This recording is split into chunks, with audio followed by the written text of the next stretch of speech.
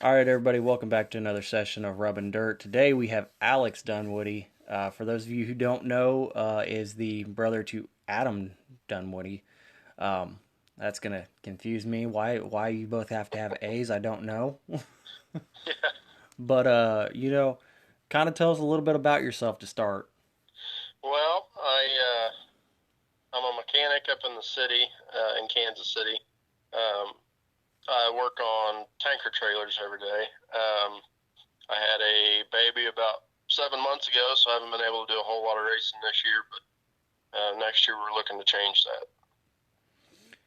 Now, first, congratulations on being a mechanic, and second on the baby. Yeah, those are two milestones in some people's lives. A mechanic being a career, a good strong career, and baby obviously somebody passed down the torch to. Yeah, the baby was definitely a big thing. Which I also got married last fall, last September, and we had the baby in April, and everything's been a little slow, but we're starting to get back, and everything's going good. Baby's doing good. Well, all right. Well, congratulations to everything there away from racing. But to turn our attention towards the racing, you know, see you running the same kind of car as Adam. Now, why both of you choose to have A's in your names, or your parents chose that for you, and you choose the same type of car? Why? Yeah. Well, my brother, he started a few years back, and we've both always wanted to do it. Like Adam said, we grew up around it, and I actually, so kind of a backstory. Whenever I started mechanicking back in 2016, I went about 3.5 years being a mechanic, and I decided that I was going to go do something else. Um, I went out and started working construction a little bit, so I had all these tools laying around and toolbox and stuff that I just really didn't need anymore. So I I regret it now just because I don't have any of that stuff anymore, and I'm back to being a mechanic. But I traded my toolbox with tools for a complete turnkey race car, it was a sport mod, and which it didn't take much to convert it over to an E mod. It was basically already an E mod to begin with. Yeah. So now that you look back on that, you go, man. You know, besides throwing things and losing the 10 millimeter socket, I wish I would have kept those things. Yeah, yeah, and I had a lot of nice stuff too. I mean, I didn't buy anything that wasn't, Snap-on or Matco, anything that wasn't name brand. Well, I mean, 10 millimeters, they still sprout legs and walk away no matter Yeah, what yeah. brand they are. So um, now I know you guys don't race sanctioned really, but is that something you and possibly some of the other ACA Speedworks people are looking into doing next year? Well, I I'm actually in now in Power I Midwest Mod sanction. Oh, Um, okay. I race down at CMS mostly. I raced at 35 for a couple of years, and CMS is just a little bit closer to me, and um, I personally like CMS a lot better. But Midwest Mod, it's a little bit different. The motor's a little bit smaller, but you get to run a lot nicer parts. We can run an aftermarket transmission and a quick change and sliders and all that fancy stuff. Where in the E mods, you're kind of restricted to the 9 inch and a Saginaw with springs on top of the rear end as well. So there's a lot more potential, I think, in the Midwest mod for some changes. Well, definitely sounds like it. Now, next question's a good question. I know a lot of people get a kick out of this question. If you had to choose somebody that you get to go out there and race against, who would you say is your biggest rival or say your biggest competitor that drives you to be better than you were the week before or even the month before or as far back as the year before? I think I'm going to have the same answer as Brett. I've been on the racetrack with my brother quite a bit, and I just never have been as good as him. And I feel like me and him running door to door would be real cool. But with the way I'm sanctioned and the way he's sanctioned, we just wouldn't be able to be on the racetrack at the same time. If I had to pick somebody that I truly actually race with, I would say my buddy that I work with, David Wood. He's an A-mod guy, and he's kind of stepping down. He had a baby as well, and he's stepping down to the Midwest mod class with me, and I think it'll be a pretty good year. Hopefully me and him get to run door to door. Well, I'll do you a favor. I'll censor out the fact that you just said that your brother was better than you. I'll make sure to add a bleep in there so it sounds like you Yeah, didn't. he knows it, but one of these days he won't be. One of these days, huh? Now, you touched on where you race a little bit, but out of all the tracks you've raced on, why is the track that you choose for this question your favorite track? But what is that track? Well, I've raced it. I haven't been to a bunch of racetracks. I started out at 35, and that track to me is just different. Turn 1 and 2 is completely different than 3 and 4. And me personally, I kind of like to where a racetrack is the same on both ends because you kind of get into more of a rhythm and can be more consistent. I've raced at 36 a little bit there at Osborne. It's a big racetrack, fun racetrack. I love racing there, but it's on Friday nights, and that just really don't work with my schedule. But I started going down to CMS last year when they brought in the Mocan E-mods, and they're kind of they were a small sanction. I don't know what's going to come of the Mocan deal anymore, but I started racing down there, and man, the track's smooth. The way they run the place, it's fast, it's quick. They get everybody through. They don't, they don't mess around and take 12 laps to get everybody lined back up and to go back green. I mean, it's as soon as we go under caution, it's less than 2 laps, and you're lined back up, and everybody's racing. So I really enjoy the place. Those are good reasons for a place to be a good track that you'd like to run at. Now, I know my next question. There's probably a ton of people out there. Obviously, it's said at the beginning of this, ACA Speedworks. Those guys I know, Charles and them, you guys are all kind of one big happy family racing team, even if you don't always see eye to eye with each other. But who else out there is your biggest supporter for your racing? Well, I don't have a ton of sponsors. I've kind of promoted some of my friends that have been businesses and stuff for free just to kind of get their name out there. A lot of it comes out of my pocket, but I do have a couple sponsors. Me and my brother both have TDR Auto Plaza there in Kearney, and they've helped us out quite a bit. And my insurance guy, Jason Gant with Missouri Farm Bureau, that guy's helped me out a bunch. He actually paid for the wrap on my car last year, so that was pretty nice to have somebody help out with that, with the way vinyl prices are and everything like that. It's definitely a big help. But other than that, my wife standing behind me and letting me do this crazy thing racing, and other than that, my parents, they've always been supportive, and other than that, it's basically just been all out of my pocket and myself, and my buddy Dave, he's helped me out a little bit along the way with some tips here and there, but I've been doing it all on my own, really. My own setups, and I got my own set of scales and all the stuff that it takes to set one of these cars up now, so I've just been trial and error, try to figure it out myself.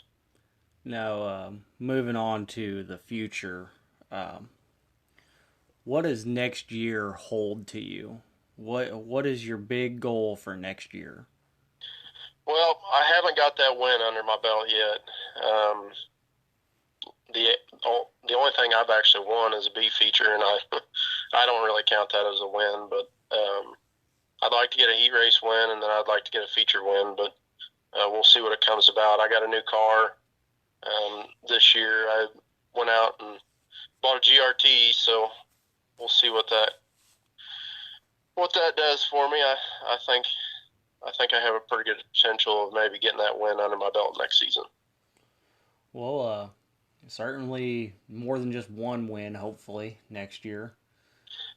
Yeah, I don't want to get ahead of myself. You know, I like keeping my standards to something that I really feel like I can achieve. You know, if I go above and beyond that, that's great. But you know, my standpoint, I don't want to go out and, you know, say I'm going to win the whole season or win a bunch of races.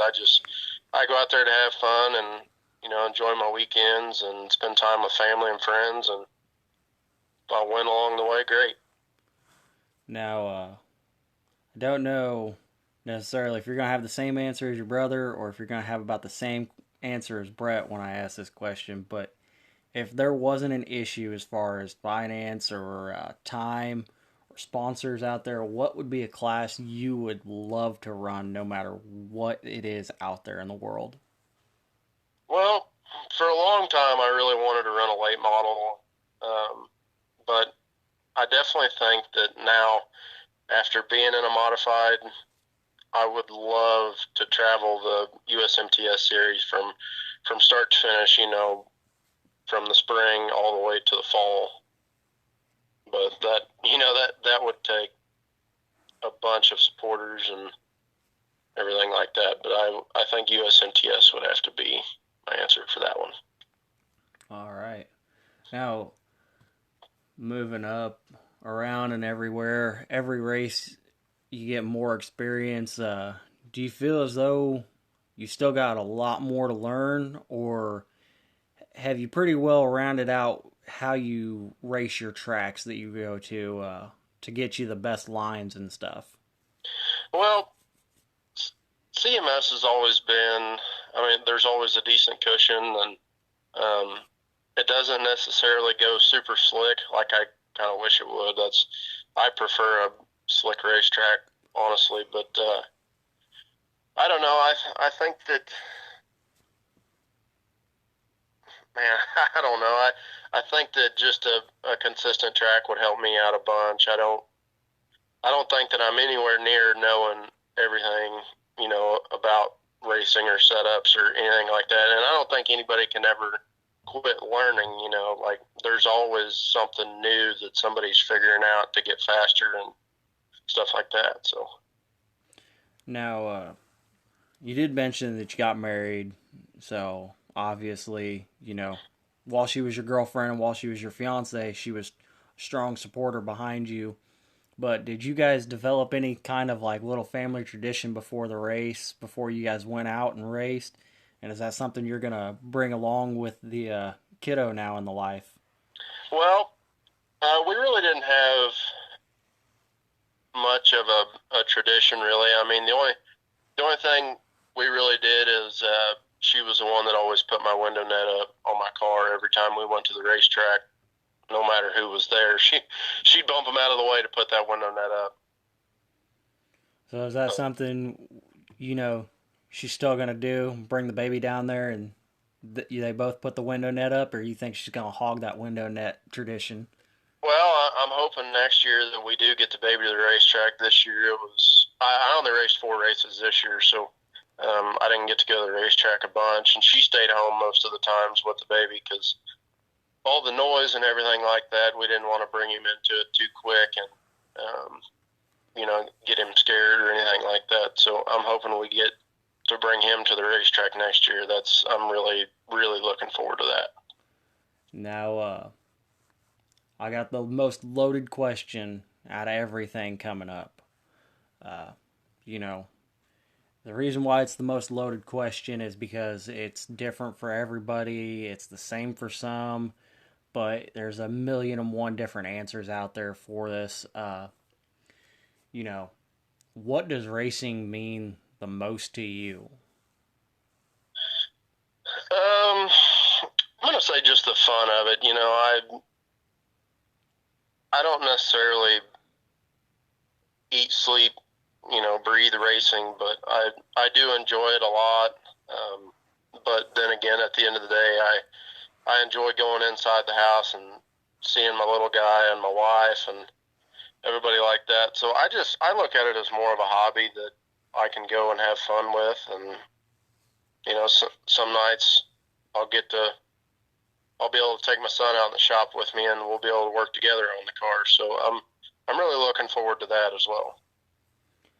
Well, now, before we end up cutting it extremely short,